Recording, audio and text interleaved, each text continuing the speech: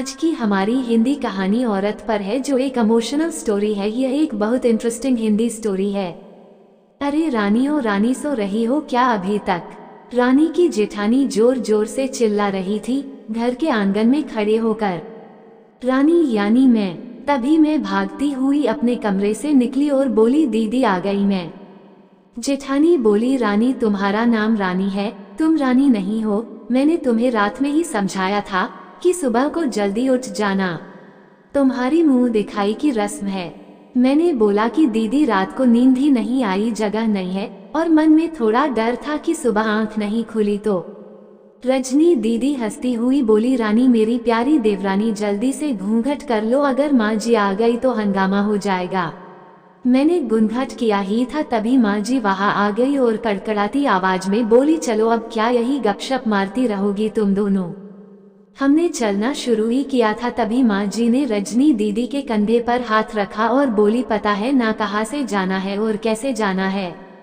माँ जी ने बोला कि जब भी कोई बड़ा तुम्हारे सामने खड़ा हो तो हमेशा घूंघट में रहना और कम से कम अपने बड़ों के सामने आना, और बिना घूंघट के तो कभी नहीं। रजनी दीदी कुछ बोली ही नहीं, बस अपना सर हिलाकर हाँ बोल दिया। मैंने भी बस अपना सर हाँ में हिलाया। माँ जी के जाने के बाद मैंने पूछा, रजनी दीदी आप तो स्कॉलर हो और इन सब चीजों को कैसे निभाते हो? रजनी दीदी मुस्कुराए और बोली कि मैं थारे जेठ जी से बहुत प्यार करती हूँ, इसलिए अभी तक चुपचाप सब चीजें निभा रही हूँ। मैं कुछ नहीं बोली और चुपचाप रजनी दीदी के साथ घर के बाहर वाले कमरे में जाकर बैठ गई। वहाँ पर एक पड़ोस की आंटी जी बैठी थी। वो बोली कि यह कैसे बहू आई है, ससुर जी सामने खड़े हैं और ये यहाँ बैठी है। मुझे कुछ समझ ही नहीं आया, मतलब। रजनी दीदी बोली कि आंटी जी अभी नई बहू है, यहाँ के रीति रिवाज सीखने में थोड़ा समय लगेगा। रजनी दीदी मुझे वहाँ से उठाकर मेरे कमरे में छोड़ गई। 6 महीने यूं ही छोटी छोटी चीजों में बीत गए। फिर एक दिन मैं राहुल के साथ साड़ी लेने गई। राहुल का फोन आया और वो दुकान से बाहर बात करने चला गया। साड़ी की दुकान पर मैं बेधड़क होकर साड़ियाँ देख रही थी। तभी साथ में बैठे हुए अंकल जी खान से एक बार, फिर 2 बार, फिर 3 बार। मैंने साड़ी वाले भैया से बोला कि भैया इन अंकल जी को पानी दे दो, बहुत खांसी हो रही है इन्हें।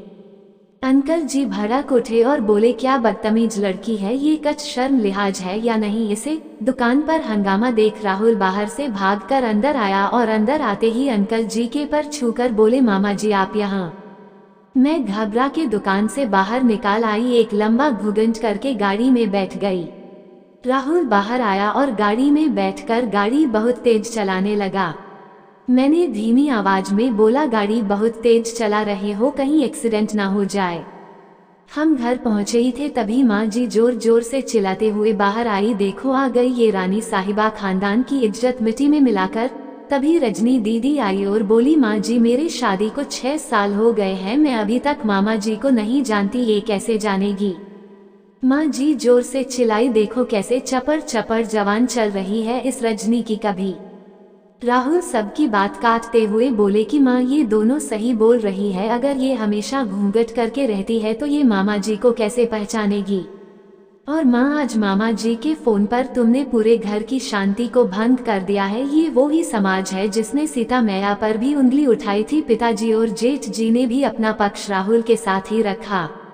माँ जी थोड़ी देर सोचने के बाद वापस रजनी दीदी और मेरे पास आई और बोली कि तुम दोनों को अपनी मर्यादा पता है, मुझे उम्मीद है कि तुम कभी भी मेरा सिर शर्म से नीचे नहीं झुकने दोगी। हम एक ही परिवार के सदस्य हैं, हमें हमेशा साथ रहना है, अच्छा वक्त हो या बुरा वक्त, हर सदस्य को अपनी मर्यादा पता है। माँ जी ने मुझे और रजनी दीदी को गले लगा लिया। अब सास बहू मिलजुल कर रहने लगे और फिर कभी सास ने अपनी बहुओं पर रोब नहीं जमाया। धन्यवाद। सब्सक्राइब करें हमारे चैनल को और बेल आइकन को प्रेस करें ताकि हमारे चैनल पर अपलोड की गई वीडियो का नोटिफिकेशन मिल सके।